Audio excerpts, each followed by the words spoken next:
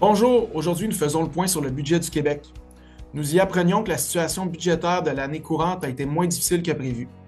En effet, le déficit après versement au Fonds des générations se chiffre en deçà de la fameuse barre psychologique des 10 milliards de dollars, plutôt que les 13,6 milliards initialement prévus.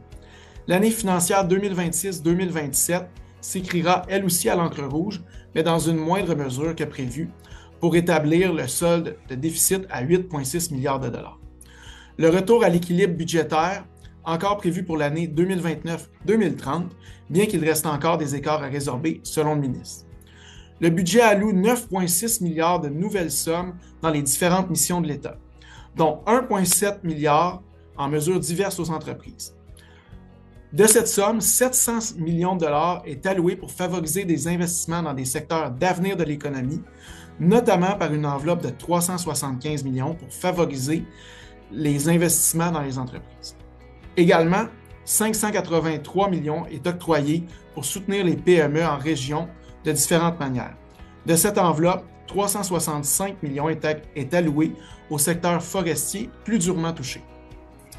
Quant aux investissements dans les infrastructures, le gouvernement relève le programme québécois des infrastructures d'une somme globale de près de 3 milliards de dollars pour un total de 167 milliards de dollars sur 10 ans. De ces investissements, changement notable, près de 71 % des sommes prévues sont dorénavant allouées au maintien du parc existant, faisant état du déficit d'entretien des infrastructures actuelles. La majorité des investissements prévus iront au secteur de l'éducation et des services sociaux à raison de 23 milliards de dollars et 24,7 milliards de dollars respectivement. Voici donc quelques faits saillants du dernier budget. Merci et bonne journée.